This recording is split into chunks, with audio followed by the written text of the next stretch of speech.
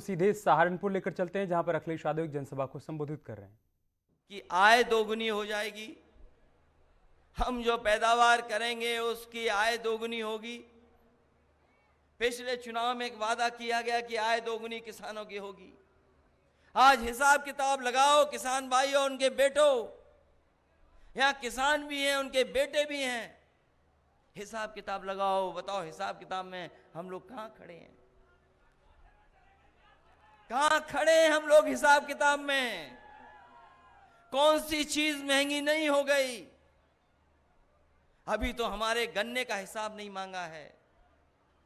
गन्ने का बकाया है किसानों का, लेकिन हमारे मुख्यमंत्री कहते हैं किसानों को भुगतान हमने लाखों करोड़ रुपए कर दिया है और गन्ना न बोया करें क्योंकि डायबिटीज हो जाती है उससे।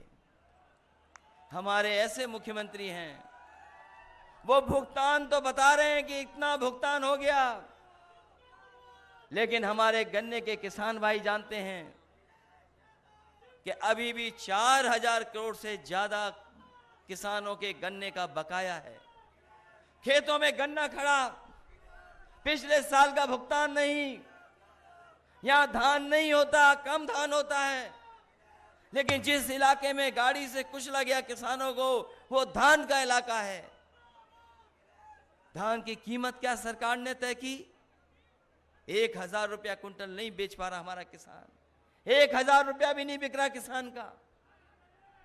गन्ने का भुगतान नहीं, धान का कीमत नहीं। और सहारनपुर वाले जानते होंगे, बताओ पेट्रोल 100 रुपए पार कर गया कि नहीं कर गया पार? 100 रुपए पार। ये सरकार रही तो पेट्रोल डीजल नीचे नहीं जाएगा, आसमान छू जाएगा। अभी तो 100 पहुंचाया है, थोड़े दिनों बाद 100 से ऊपर पहुंचा देंगे। हमारे बुजुर्ग इशारा कर रहे 2 उंगली से 200 पहुंचा देंगे। बताओ, आय दोगुनी का वादा किया जिन्होंने,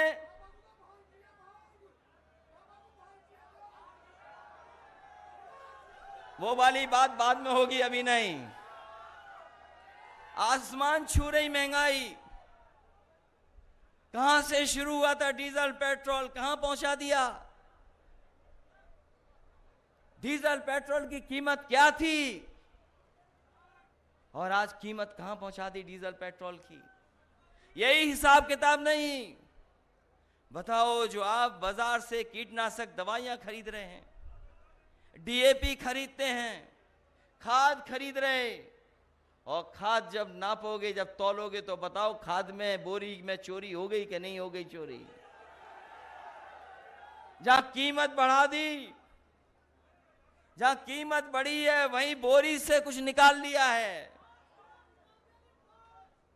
और अभी तो हमने इंसेक्टिसाइड, पेस्टिसाइड, जो और दवाइयां लेते हो, उसकी कीमत नहीं नापी है। सरसों पैदा करने वाला किसान जानता है कि सरसों की कीमत नहीं मिल रही, और जब तेल खरीदते होगे सरसों का, तो बताओ महंगा हो गया कि नहीं महंगा हो गया? यही बीजेपी वाले कहते हैं सरसों का तेल इसलिए महंगा हो गया है क्योंकि सरसों के तेल में हम मिलावट नहीं कर पा रहे हैं। आपने सुना होगा, और नहीं सुना हो तो पत्रकार साथियों दोबारा लिख देना।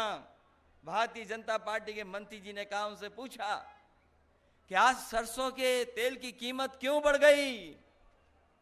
तो बोले इसमें हम मिलावट नहीं कर पा रहे हैं, इसलिए महंगा हो गया। बताओ बीजेपी वालों, तुम्हारा ये तर्क है? ये तर्क तुम्हारा? कह रहे थे कि हम अर्थव्यवस्था को कहां पहुंचा देंगे। दिल्ली वाले कह रहे थे $5 ट्रिलियन इकोनॉमी की। हम लोग तो गिनती नहीं कर सकते, हिसाब किताब नहीं लगा सकते $5 ट्रिलियन की। और हमारे उत्तर प्रदेश के मुख्यमंत्री वैसे ही नकल कर लेते हैं। अगर दिल्ली वाले $5 ट्रिलियन इकोनॉमी की बात कर रहे हैं, तो उत्तर प्रदेश वाले हमारे कह दे रहे हैं कि हम भी $1 ट्रिलियन इकोनॉमी पहुंचा देंगे। $1 ट्रिलियन। और अभी तो बिजली का हिसाब नहीं मांगा हम लोगों ने। बताओ, जनता हमारी बैठी है, किसान भाई हैं, बिजली के मीटर भी लग गए और मीटर भी तेज भागने लगा और बिल भी कितना देना पड़ रहा है बताओ आपको। बिजली का बिल बढ़ा दिया, देना पड़ रहा है ज्यादा। अगर इन चीजों का हिसाब किताब लगाओ तो क्या किसान भाइयों 500 रुपए आपका सम्मान है? आप हिसाब किताब लगाओ इन चीजों का।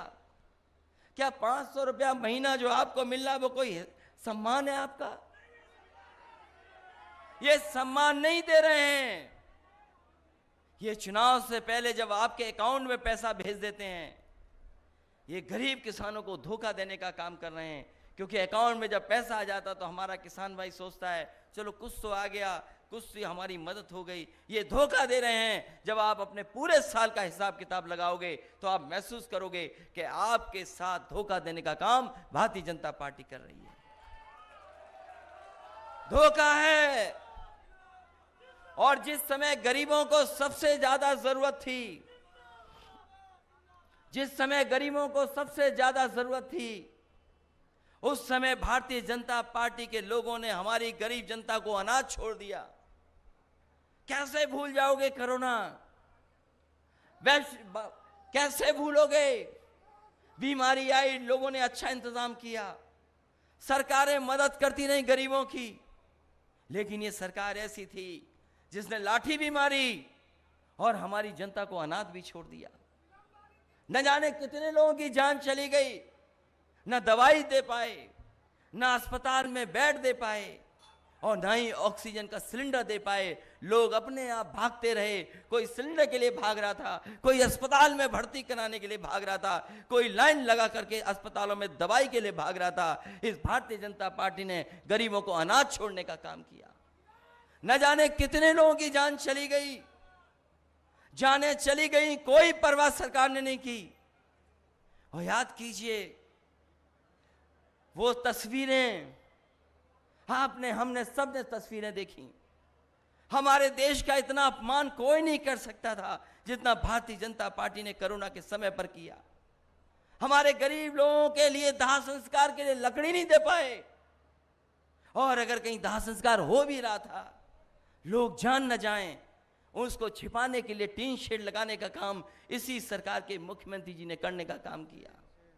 इससे ज्यादा दुख की बात क्या हो सकती है कि हमारे गरीबों का भी सम्मान से दाह संस्कार ये सरकार नहीं करा पाई। और मां गंगा, जिसको हम और आप पवित्र मानते हैं, बताओ कितनी लाशें बह रही थी उसमें। चाहे वो गाजीपुर हो, बक्सर हो, बनारस के आसपास हो, इलाहाबाद हो, उन्नाव हो, कन्नौज हो, गंगा के किनारे लाशें बह रही थी। जब बीजेपी से पूछा कि ये लाशें कैसे बह रही हैं, तो बीजेपी के लोग कहते हैं कि उत्तर प्रदेश की नहीं है, ये बिहार से सब बह करके आ रही हैं। इतना बड़ा झूठ कोई नहीं बोल सकता है। कभी गंगा नहीं उल्टी बह सकती। ये यमुना का पानी जो ऊपर से बहता नीचे चला जाता है। बताओ, कोई हमें बता दो बुजुर्ग, कोई चीज नीचे से ऊपर कैसे आ जाएगी? कभी कोई चीज ऊपर से नीचे नहीं, ऊपर से नीचे तो बह सकती है, लेकिन नीचे से ऊपर कैसे आएगी कोई चीज, हमें बता दो। जब भारतीय जनता पार्टी से पूछा कि ये लाशें कहां से आ गईं, तो कहते हैं कि यूपी की लाशें नहीं हैं, ये सब बिहार से उल्टी बह करके आ गईं। जो लोग लाश पर झूठ बोल सकते हैं, गरीब को अनाज छोड़ सकते हैं, चुनाव आएगा तो न जाने क्या कर देंगे। क्योंकि वो जानते हैं भारतीय जनता पार्टी के लोग, इस बार जनता तैयार है भारतीय जनता पार्टी का सफाया करने के लिए। इसलिए सहारनपुर के लोगों, हम आपसे निवेदन और अपील करने आए हैं। ये चुनाव कोई छोटा चुनाव नहीं होने जा रहा है। ये छोटा चुनाव नहीं है, ये बहुत बड़ा चुनाव है। देश की तकदीर का चुनाव है। नौजवानों, तुम्हारे भविष्य का चुनाव है। किसान भाइयों, आपका चुनाव है। इन्होंने जो फैसले लिए हैं वो बड़े बड़े सेठ लोगों के लिए फैसले लिए हैं। याद करो वो नोटबंदी 2017 की, हम कहते कहते थक गए कि ये रुपया काला सफेद नहीं होता, ये रुपया काला सफेद नहीं होता। हम समाजवादी लोग कहते कहते थक गए। रुपया काला सफेद नहीं होता। कोई चीज सफेद और काली होती वो तो हमारा आपका लेन देन काला सफेद होता है। बताओ काला धन कहां खत्म हो गया? कहां भ्रष्टाचार खत्म हो गया? अरे गरीब भाइयों, आपने तो देखा होगा, कभी फंस गए होगे मोटरसाइकिल लेकर के, तो बताओ भ्रष्टाचार खत्म हो गया क्या? तो अखिलेश यादव